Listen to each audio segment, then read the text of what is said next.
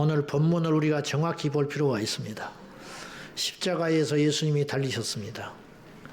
예수님을 십자가에 못을 박았다. 23절에 나와요. 한번 읽어보세요. 23절 우리는 너무 쉽게 읽지만 예수님은 어떤 고통을 당하셨는지 한번 상상을 해보세요. 시작.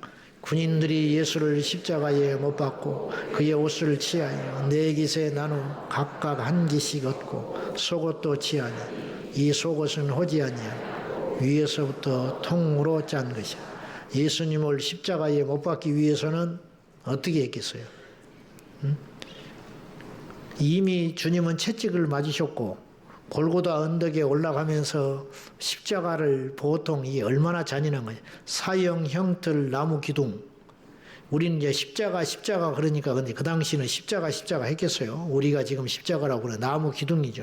나무 통 기둥을 어깨에 짊어지고 어깨가 벗겨지고 채찍에 맞아가지고 그 채찍이라는 것도 가죽으로 만든 채찍이 아니고 로마 군인들이 사용했던 재판정에서 사용했던 채찍이라는 것은 묶어놓고 등짝에다가 이 채찍을 휘두르는데 이 가죽 채찍도 보통 일이 아닌데 그 가죽 끝에다가 짐승의 뼈다귀와 납을 붙여가지고 갖다가 때리면 철썩하고 살갗에 박히면 이걸 쫙 잡아 당기면 살갗이 뚝뚝 떨어지는 그런 채찍을 주님이 맞으신 거예요. 그래가지고 출혈도 있으셨고 이미 체력도 다 고나셨고 그 전날 십자가에 잡히시는 날 그 전날도 재판을 받으셔가지고 겟세마네 동산에서 기도를 하다가 밤늦게 잡히셔가지고 재판정에 가가지고 사형을 받고 그 다음날 아침에부터 이제 채찍을 이 십자가를 메고 골고다 언덕에 오르시는 거 아니에요. 얼마나 잔인합니까?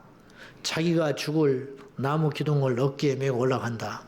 근데 예수님을 따르는 제자들 외에는 슬퍼하지도 않고 구경거리 났다 하고 구경하고 조롱하고 침뱉고 웃고 떠들고 한 사람도 동정하지 않고 그 저주의 길을 주님께서 나무 기둥을 짊어지고 자기가 죽을 그 나무 토막을 짊어지고 올라가시다가 다른 이제 사형수들은 다 짊어지고 올라갔는데 예수님은 너무 출혈을 많이 당하시고 체력이 기진해가지고 이게 들고 올라가시지를 못하니까 구레네 사람 시몬이 그 현장에서 잡혀가지고 억수로 재수 없는 인간, 세상적으로 보면 괜히 구경하러 왔다가 그런 일을 당했지만 알고 보니까 그것은 영광이었는데 억지로 졌지만은 그 십자가를 치고 대신 치고 올라갈 만큼 그리고 주님은 이제 지지직 끌려서 그 형장 골고다 언덕까지 올라가셨겠지요. 그러면 이제 예수님을 십자가에 못을 박은다 치면은 사람을 매달아야 되니까 일자 나무 기둥은 안 됐을 거 아니에요. 그래서 이제 십자가가 완성이 됐겠지요. 그 십자가에 양팔을 벌려놓고 못을 박기 위해서는 상식적으로 묶었을 거 아니에요. 팔이 흘러내리지 않게 묶은 다음에 발목도 겹쳐서 묶었든지 펴서 묶었든지 이렇게 묶었을 것이고 그리고 양발과 양팔을 단단히 동여매가지고 흘러내리지 않게 동여맨 다음에 십자가에 눕혀놓고 못을 박아가지고 그 손과 발을 고정시킨 후에 그 나무 기둥을 구멍 파진 그 골고다 언덕에 세워서 이제 사형을 집행하는 거 아닙니까? 그때 예수님 우리 이제 빛이라고 그랬는데 오늘 성경에는 곁이라고 표현을 했어요. 곁 26절 보세요. 26절 시작. 예수께서 자기의 어머니와 사랑하시는 제자가 곁에 서 있는 것을 보시고 자기 어머니께 말씀하시되 자 25절부터 봐야겠습니다. 25절 시작. 예수의 십자가 곁에는 그 어머니와 이모와 글로바의 아내 마리아와 막달라 마리아가 섰느니 예수님의 십자가 곁 예수님을 이제 십자가에 못을 박아가지고 매달아 놓는데 그 곁이라 했으면 곁이든 밑이든 거기에 지금 4명의 사람이 나오는데 다 여자들이에요.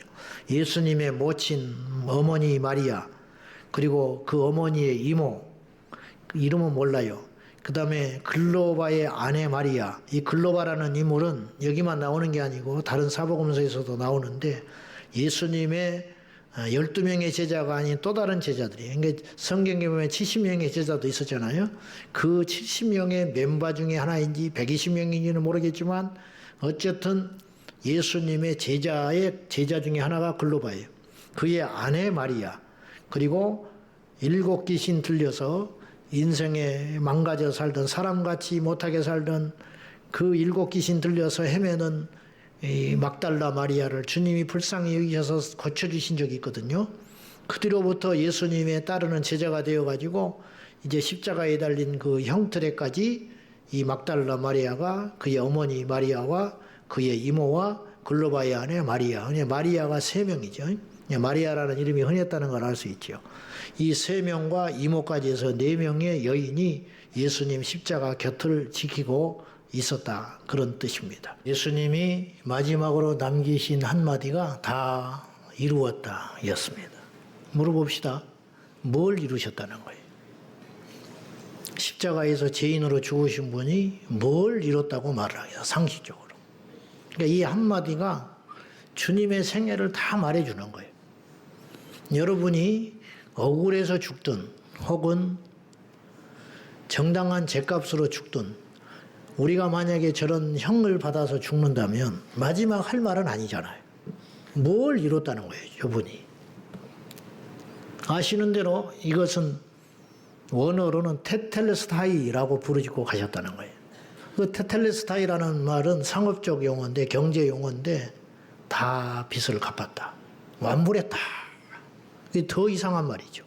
그나마 다 이루었다, 번역하는 과정에서 다 이루었다, 그렇게 번역이 되니까 아, 주님이 십자가에서 우리의 구원을 완성하고 죽으셨구나, 그렇게 이제 의미가 쉽지만은 그 당시 사람들은 도무지 들어도 이해하지 못할 한마디를 외치고 가셨어요. 빚을 다 갚았어. 그리고 돌아가셔 버렸다는 거예요. 무슨 빚이 있었는데 그분이 마귀에게 선언하는 거예요. 세상에 선언하는 거예요. 나의 목숨으로 내 백성들이, 나의 자녀들이 너의 종노릇하며 지었던 그 평생의 죄값, 앞으로 인류의 모든 죄값을 내가 다 이 죽음으로 완불하고 가노라. 그러므로 더 이상 인류는 너의 속한 자가 아니고 나를 믿기만 하면 그 죄의 값에서 해방되어 구원받을 수 있다라고 하는 엄청난 선언이라는 거죠. 이 한마디만 봐도 기독교는 단순한 종교가 아니고 성경은 그냥 써는 경전이 아니라는 것을 귀 있는 자는 알아야 할 것 아니냐, 이 말이에요. 얼마나 더 많은 설명이 필요하며 우리 예수님이 정말 답답하셨을 것 같아요. 그래서 제자들에게 내가 얼마나 너희와 같이 있어야 되냐, 그런 말 하셨거든요. 얼마나 많은 기적을 보여줘야 되고, 지금까지 주님이 2000년 동안 살아계셔서 죽지 아니하시고 기적을 베푼다 해도 안 믿을 사람은 안 믿어요. 나사로를 살렸는데 예수님 죽이고 나사로도 죽이겠다는 인간이, 그 인간이 그 강박한 인간이, 그 사람 욕할 게 하나도 없는 게 우리도 마찬가지니까. 예수님은 마지막까지 당신의 안위나 당신의 어떤 체면이나 그런 것에 상관하지 아니하고 인류의 구원의 문제, 그 인생들의 그 믿음만을 걱정하고 염려했다는 걸 알 수 있어요. 어디서 알 수 있느냐? 마지막까지 당신은 말씀을 성취하려고 했어요. 28절 보세요. 28절. 자, 다 같이 시작. 그 후에 예수께서 모든 일이 이미 이루어진 줄 아시고 성경을 응하게 하려 이르시되 내가 목마르다 하시니. 그런데 이제 여기서 이루어진 줄 아시고, 그리고는 30절에 이루었다 선언하셨잖아요. 선언하시기 전에 이미 이루었다. 당신이 죽어야 구원이 완성되잖아요. 근데 이미 당신은 죽은 바와 진배 없는 신 거예요. 십자가에서 내려오실 일도 없는 것이고 이제 죽는 것은 정해진 수순대로 가시는 것이잖아요.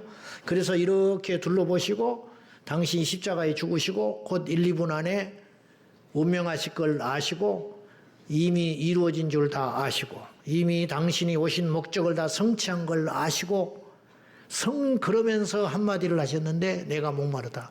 근데 이게 내가 목마르다는 말씀도 왜 하셨냐면 목이 마르기도 했지만 과다출혈, 체력의 기진, 그걸로 인하여 이 아픔과 함께 목이 말리셨겠지만은 그것이 목이 말라서 물을 얻고자 싶어서 목마르다 그렇게 말씀을 하신 게 아니고 훗날에 사도 요한은 깨달았어요. 왜 그 말씀을 거기서 하셨을까? 말씀을 이루게 하시려고. 그래서 성경을 응하게 하려 하사 이 말을 하셔야 성경이 응해진다는 거예요. 이런 말씀을 하심으로 인하여 내가 목마르다 하시니 거기 신포도주가 가득히 담긴 그릇이 있는지라 사람들이 신포도주를 적신 해면을 오슬초에 매가지고 예수님의 입에 대니 그걸 먹는 신용을 하셨어요. 먹고 싶어서 먹으신 게 아니죠. 왜 신포도주에 적신 그것을 드셔야 합니까? 말씀이 이루어지기 위해서. 그런데 이 말씀이 이미 성경에 있다 이런 말이죠. 예수님께서 십자가에 달리실 때 그 당일의 행적에서만 이루어지는 사건이 너무 많았지만 구약의 예언이 수백 년을 초월하여 이루어진 사건이 많았지만 십자가에 달려서 이루신 예언의 사건도 굉장히 많았다는 거죠. 그걸 이제 소개하는데 그러면 주님께서 그 말씀을 성경에 있는 그 예언이 성취되고 이루어지게 하시려고 마지막까지 주님께서 그렇게 희생하고 수고하셨던 이유는 뭐냐? 그 말씀이 이루어져야 그 말씀이 사실인 것이고 그 말씀이 사실임이 증명이 되어야 우리가 그분을 믿을 수 있다는 거죠.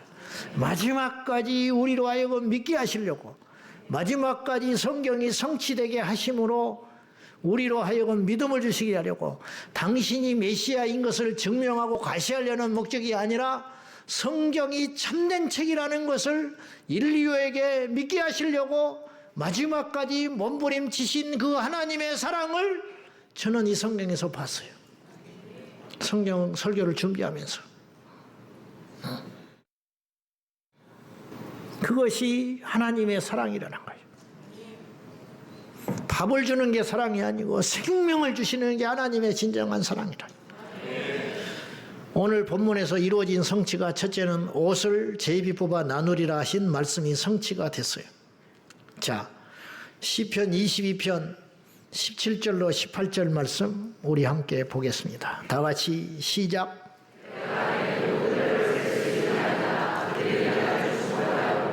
내 겉옷을 나누고 속옷을 제비 뽑나이다. 이 말씀이 이루어졌는데 이것이 그냥 그런가 보다 하지만 그렇게 간단한 게 아니라는 거예요. 24절에 보면 군인들이 서로 말하되 이것을 찢지 말고 누가 얻나 제비 뽑자 하니 이는 성경에 그들이 내 옷을 나누고 내 옷을 제비 뽑나이다 한 것을 응하게 하려 함이라. 군인들이 그러고 싶어서 그러는 게 아니에요. 지금 이렇게 함으로 뭘 성취하는 거예요? 말씀을 성취한다는 거예요. 그럼 왜 이것이 특이한 사건이냐면 그냥 그런가 보다 할 수 있지만은 첫째는 그 당시 로마 사람들은 이 사형을 집행하는 군인들은 로마에 잡혀온 포로나 사형수의 옷을 정당하게 가져갈 수 있는 권리가 있었다고 그래요. 그러니까 이 옷을 가져갈 수 있었던 거예요. 근데 가져갈 때 이것을 뭐 재수가 좋다 행운이라고 생각을 했는지 어쨌는지 서로 가져가려고 하니 한 사람이 가져가지 않고 보통의 경우 찢어가지고 갈기갈리 찢어가지고 하나씩 가져갔다. 이 수는 많으니까 이걸 서로 가져가려고 차지하려는 사람이 많으니까 그게 관례적으로 지금까지 그렇게 가져가는 거예요. 근데 예수님의 옷도 그렇게 가져가야 상식이라는 거예요. 근데 두 번째 이들은 그렇게 하지 아니하고 그때만 예수님의 옷만 갈기갈리 찢어서 하나씩 가져간 게 아니고 특이하게도 한 사람에게 몰아주자. 그래서 서로 가져가려고 하니까 제비 뽑아가지고 뽑힌 사람이 이 사형수의 옷을 다 가져도록 하자. 정신이 나갔는지 어떻게 했는지 그때 그렇게 했다는 거예요. 이 사람들이. 알고 봤더니 그렇게 할 수밖에 없는 이유가 있었다는 거예요. 그건 뭐냐? 이미 시편 22편에 예수님이 지금 이 사건을 십자가에 달리시기 전 무려 1000년도 전에 시편에 그 말씀이 기록되어 있었는데 자기들은 그것을 성취하는 도구인지도 모른 채 이루어지게 했다 이 말이죠. 이게 결코 간단한 일이 아니라는 거예요. 그리고 조금 전에 읽은 목마르다 하심으로 맹물도 아니고 왜 맹물 먹어도 되는 거잖아요. 상식적으로. 근데 예수님은 물을 마시지 아니하고 특별한 물을 드셨으니 물론 그때만 그런 거 아니에요. 그 사형수의 어떤 고통을 덜어주기 위한 일종의 마지막 배려. 이제 우리나라 영화 같은 거 보면 사형수에게 마지막으로 부탁이 뭐가 있냐? 그건 다 들어줄 참이야. 어차피 죽을 놈인데 뭐 담배 하나 주시오. 그러면 평소에는 담배 못 피우게 하지요. 그러나 그때는 마지막 가는 길이라고 하니까 담배 하나 피우면 좋겠다. 그러면 뭐 간수가 담배불을 붙여가지고 입에 물어주면 그걸 한 대 태우고 죽는.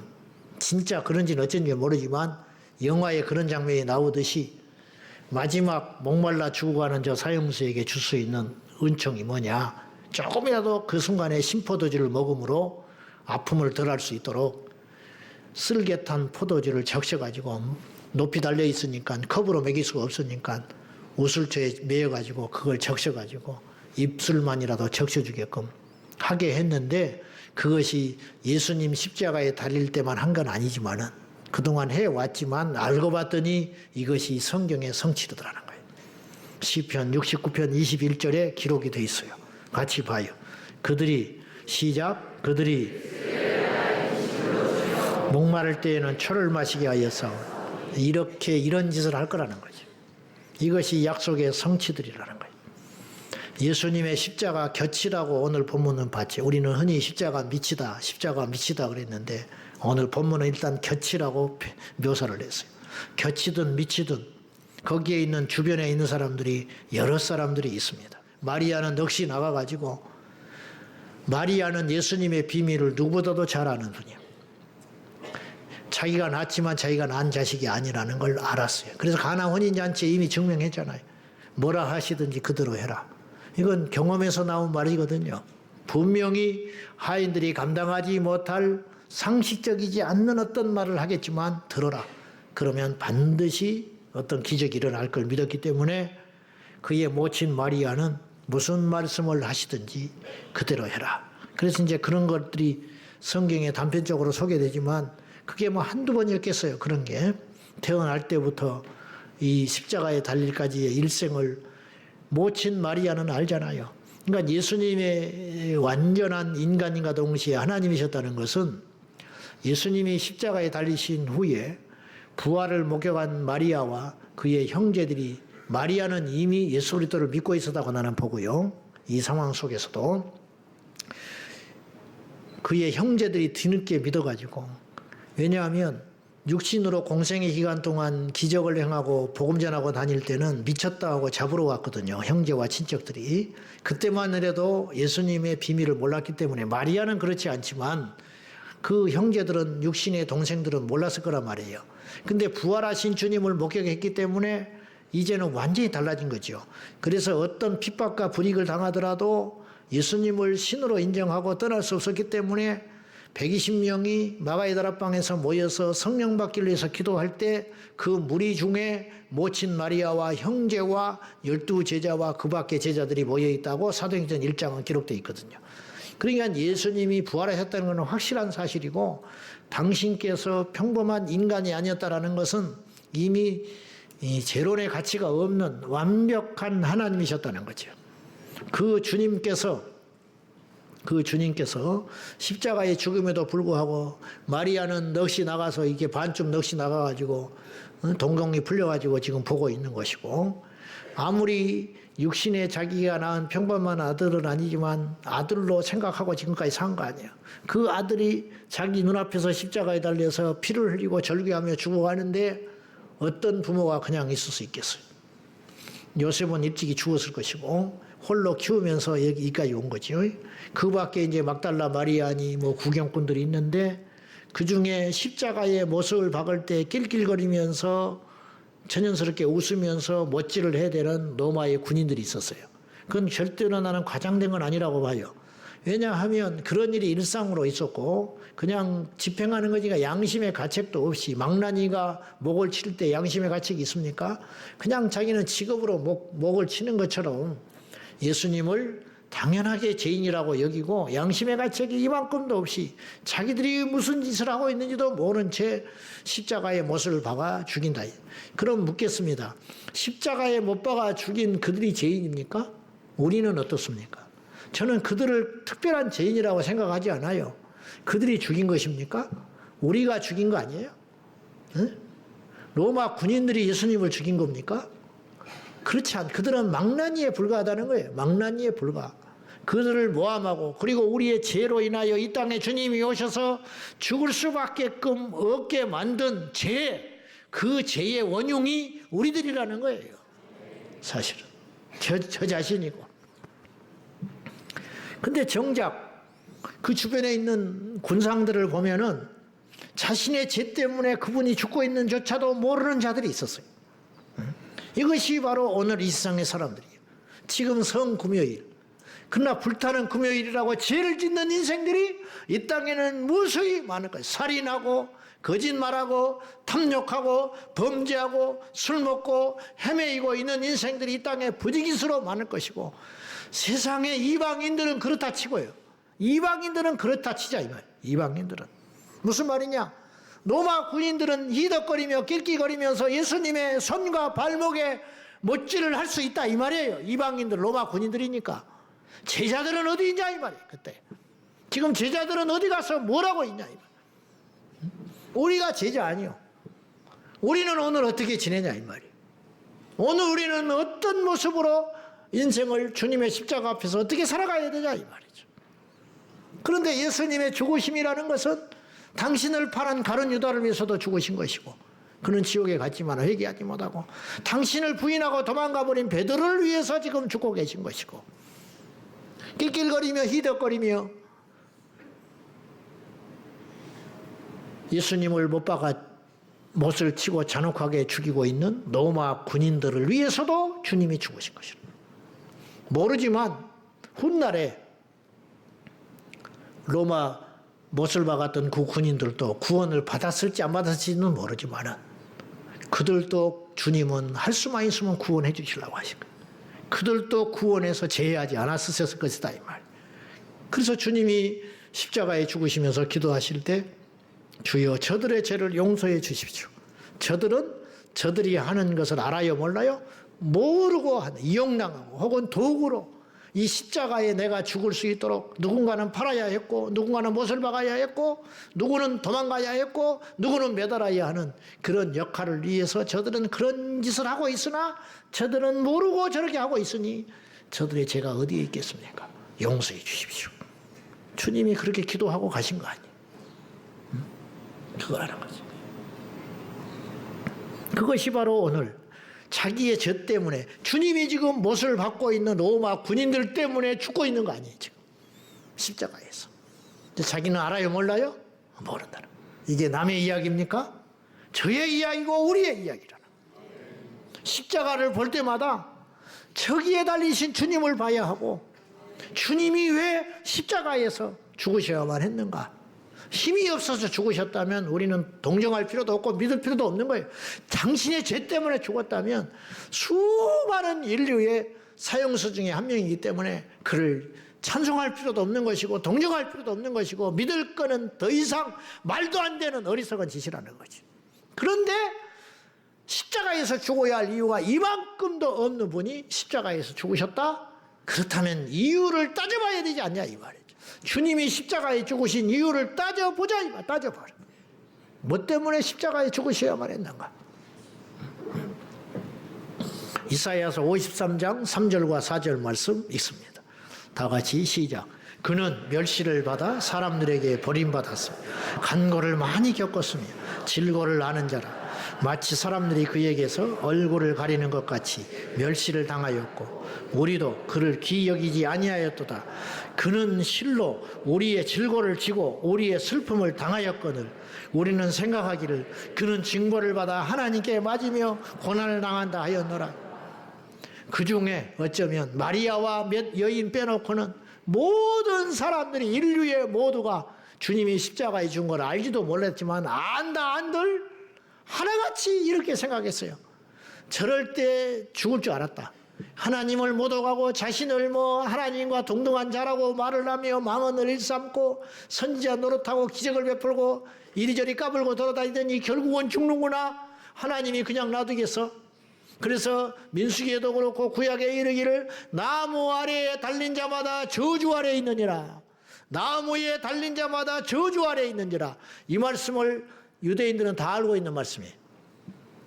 그렇기 때문에 주님이 나무 아래 달릴 때에 어느 한 사람도 동정하지 아니하고 믿지 아니하고 그 순간에는 자기의 죄 때문에 죽는다.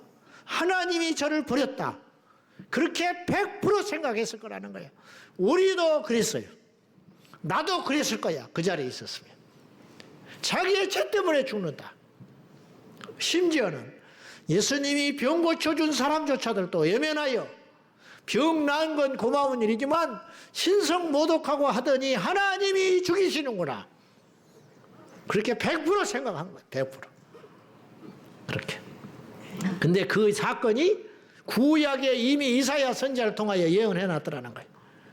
그는 참으로 우리의 질고를 치고 우리의 저주와 고통을 치고 우리의 슬픔을 대신하여 당하고 있는데 우리는 생각하기를 그는 징벌을 받아서 하나님께 맞으며 고난을 당한다 하였노라.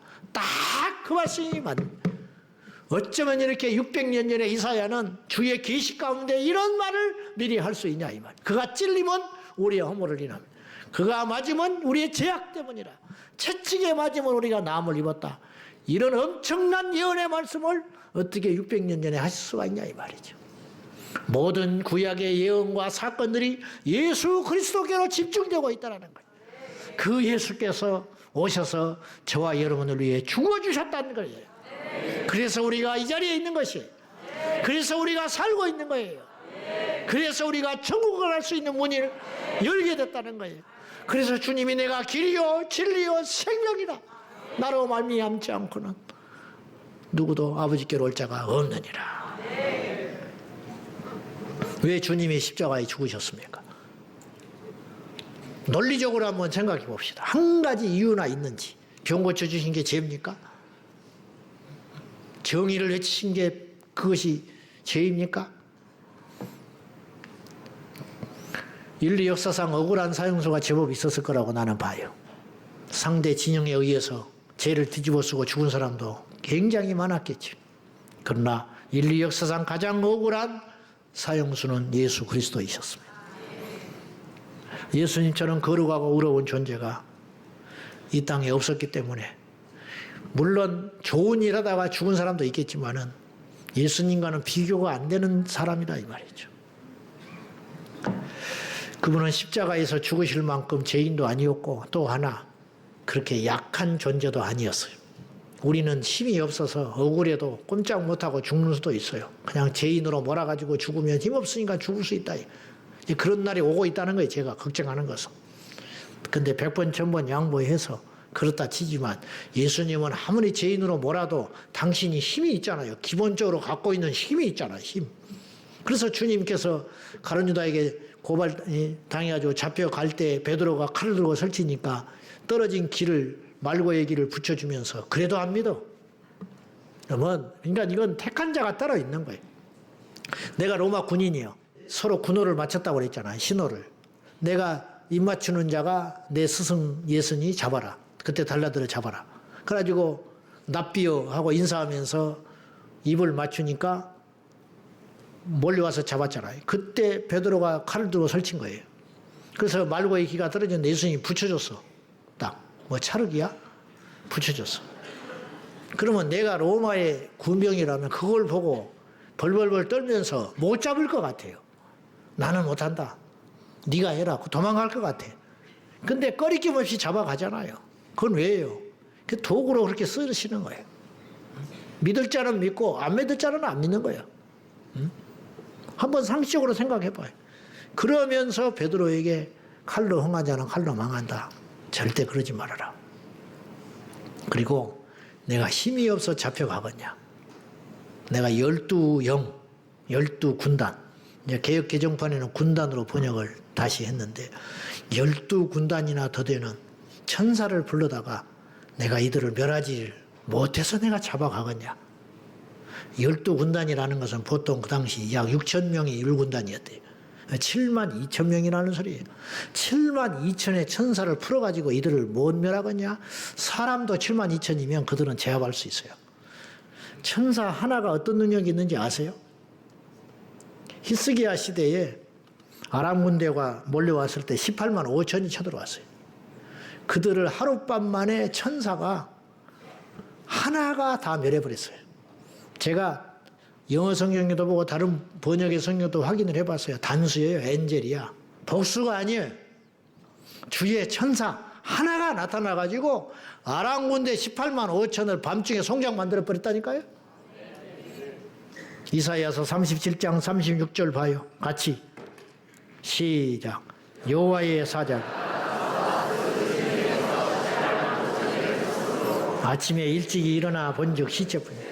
하룻밤 만에 천사 하나가 와가지고 사람들 무장한 아람 군대 18만 5천을 하룻밤 사이에 시체 만들어 버렸다면 7만 2천의 천사가 하나. 천사 부를 것도 없지. 예수님이 직접. 근데 인류 역사가 주님 한 분을 해볼 수 있겠어요? 천사 7만 2천을 동원해가지고 내가 이들을 얼마든지 멸할 수 있다. 근데 그 힘을 안 쓰시고 십자가에서 유약하게 그 조롱과 멸시를 받으면서 죽으셨다는 거지요. 근데 우리는 철이 없어서 그 당시 사람들처럼 그분의 죽으심을 당연히 여기고 의미 없이 보내는 이 땅에 죽어버린 그리스도인이 너무 많다는 거지. 그런데 그러니까 교회에서 기호 축제를 하겠다고 선언하게끔 내주는 일이 그들에게 십자가는 뭐냐는 거예요. 그 무리들에게 주님이 십자가에 죽으신 사건은 무슨 의미가 있냐는. 그들이 가룟 유다 아니요? 지금도 주님은 그들을 위해서 울고 계시다는 거예요. 할 수만 있으면 회개의 기회를 주시고 할 수만 있으면 돌아오라고 그렇게 기다리고 계시다는 거지. 우리가 그걸 봐야 하지 않냐 이 말이죠. 근데 우리는 이제 정죄할 힘도 없어요. 능력도 없어. 우리도 똑같은 죄인이니까. 똑같은 죄인 사실은. 다른 사람은 몰라도 적어도 우리가 주님 앞에 서는 날까지 우리가 아무리 힘들고 어렵고 납득하기 어려운 일을 만나고 고달픈 인생을 산다 할지라도 예수님이 우리를 위해서 십자가에 죽으신 그 십자가의 의미만큼은 잊지 말고 알고 있어야 되지 않냐 이 말이에요. 때로는 흔들리죠. 저도 그렇고 여러분도 그렇고 저도 목사니까 흔들리지 않는 척하고 있는 것이지 수없이 악하고 더러운 죄인 아닙니까? 여러분도 마찬가지죠. 수없이 흔들려요. 수없이. 믿음이 올라가는 건 어렵지만 미끄러진 건 한순간이거든요.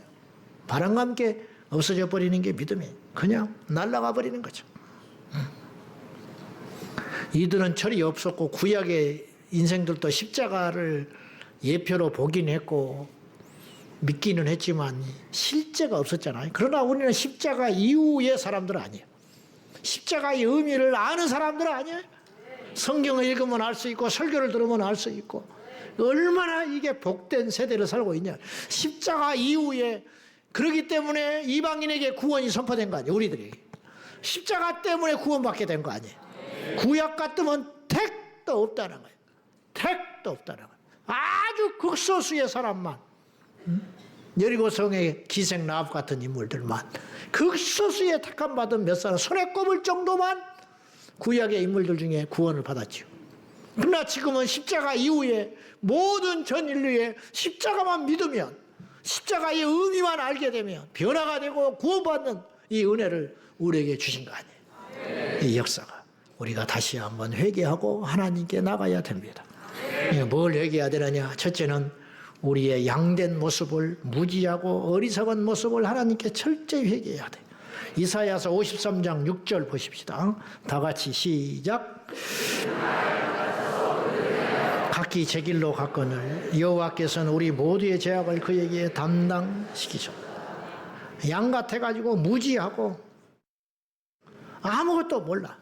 뭐 어떻게 돌아가는지도 모르고 지금 저 목자가 나를 위해서 무슨 희생을 하고 계시는지 나를 어떻게 인도하시는지 철딱선이 없고 그냥 먹을 것만 있으면 되고 그냥 하루하루 그냥 그렇게 살아가는 거예요. 무릇 양 같아서 그릇 행하여 각기 제 길로 갔거늘 여호와께서는 양같이 무지하고 어리석고 이기적인 우리의 죄악을 그에게 담당시키도록 짊어지게 하셨다는 거예요. 그것도 알지 못한 채 왜 죽은지도 몰라. 그 의미가 무엇인지도 몰라. 그 당시는 그렇다 치자 이 말이에요. 100번 양보해서. 우리는 그래서는 안 된다는 거예요. 왜? 우리는 십자가의 실제를 본 사람이기 때문에 그 현장에 없었지만은 이미 우리는 성령 안에서 그 십자가의 비밀을 알게 하셨고 십자가를 만나게 하셨고 십자가의 가치를 깨닫게 하셨으니까 우리는 무지한 양이 돼서는 안 된다는 거예요. 그러나 우리는 그렇게 산다. 그래서 그 죄를 하나님 앞에 철저히 회개해야 된다. 예수님의 죽으심을 머릿속으로만 지식으로만 알지 또 그때뿐이고 아무렇지도 않게 또 망각하게 살아가요.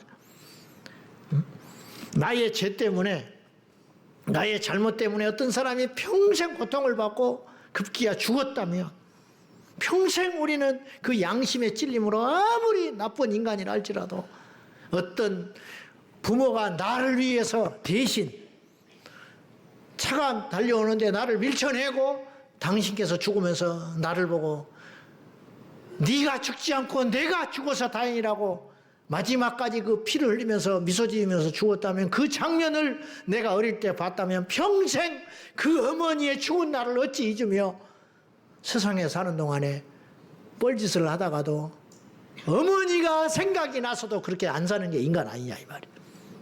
응? 인간이라면. 근데 우리는 어떻게 살아가냐 이 말이야.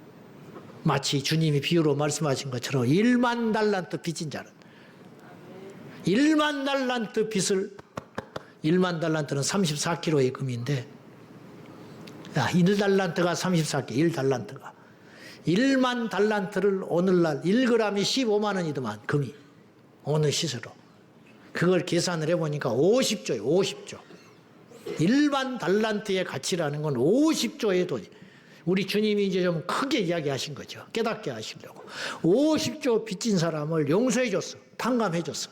그랬더니 용서받은 그 죄인 놈이 밖에 나가더니 100데나리온 하루 품삯이 15만이면 1,500만 원이고 20만 원이면 2천만 원인데 그 돈은 물론 크다고 할 수 있지만은 50조를 용서받고 나간 놈이 골목에서 100데나리온 빚진 놈을 붙잡고 멱살을 잡고 형장에 끌고 가가지고 이 친구를 감옥에 집어넣었다.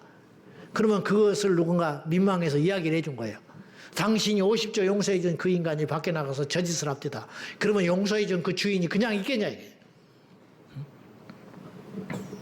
우리가 누구를 우리 죄를 살피지도 못한 채 누구를 정죄하냐. 누구를 정죄하냐. 네? 우리 술 먹는다고 정죄하고 담배 피운다고 정죄하지. 그 속은 더 더러운데 술 담배만 안 하면 그리스도인이요? 성경만 부지런히 읽으면 그리스도인이고 기도만 열심히 하면 그리스도인이요?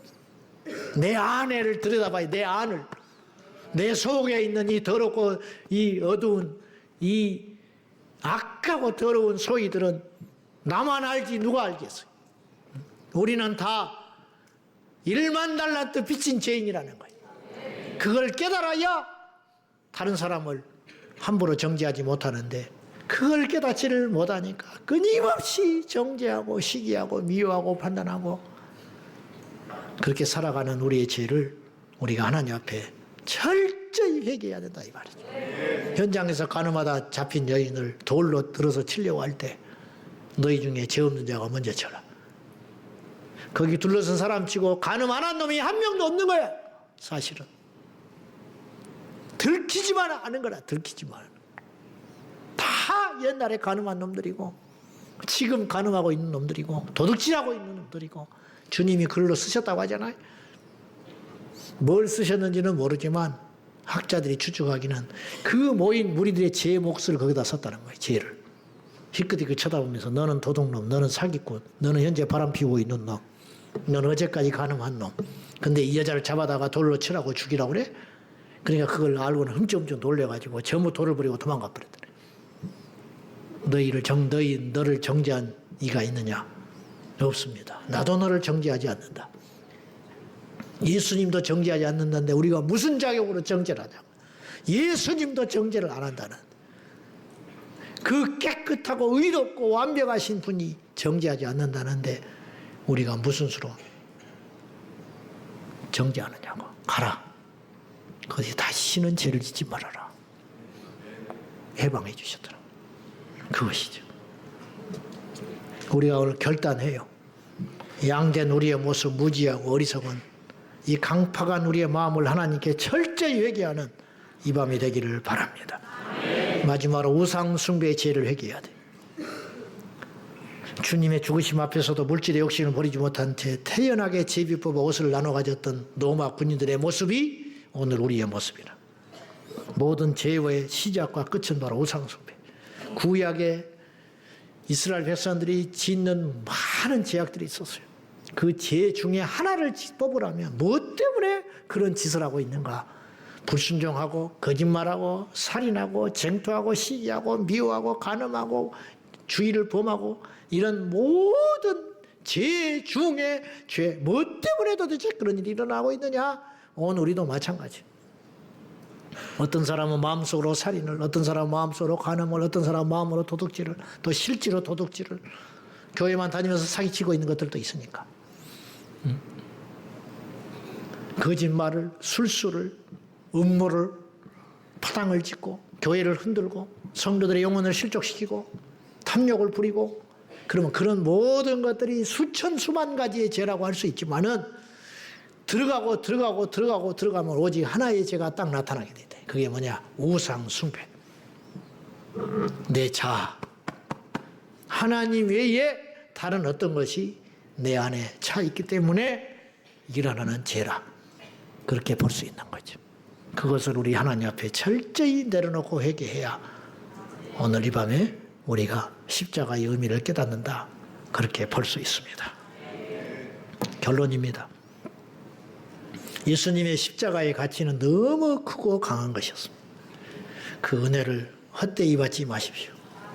보네포가 말한 것처럼 값싼 은혜를 받지 마시고 우리가 구원받은 것이 그냥 그렇게 얻어지는 구원이 아니고 우리가 노력해서 쟁취해서 얻은 구원이 아니고 하나님의 아들 예수께서 이 땅에 오셔서 결단을 하시고 십자가에서 완전히 죽어주심으로 물과 피를 다 쏟으시고 옆구리에 창을 찢어주시면서 말씀을 다 성취하시고 죽어주신 십자가의 사건으로 인하여 오늘 우리가 구원의 길을 얻게 되었으니 그분이 죽음으로 우리가 살게 되었고 그분이 아파하심으로 우리가 나음을 입었고 그분이 저주를 받음으로 우리가 축복을 누리게 되었고 그분이 지옥과 같은 고통을 받음으로 우리가 영생 복락 누리어 천국에 갈 수 있는 길이 열렸으니 이 예수님의 십자가를 절대 잊지 말고 이 십자가의 사건을 우리가 가슴 깊이 새기고 하나님 앞에 철저히 전인적 회개를 통해서 말로만 회개하지 말고 완전한 회개의 행위를 통하여 하나님 앞에 새로워지는 저와 여러분 되기를 주님의 이름으로 축원합니다.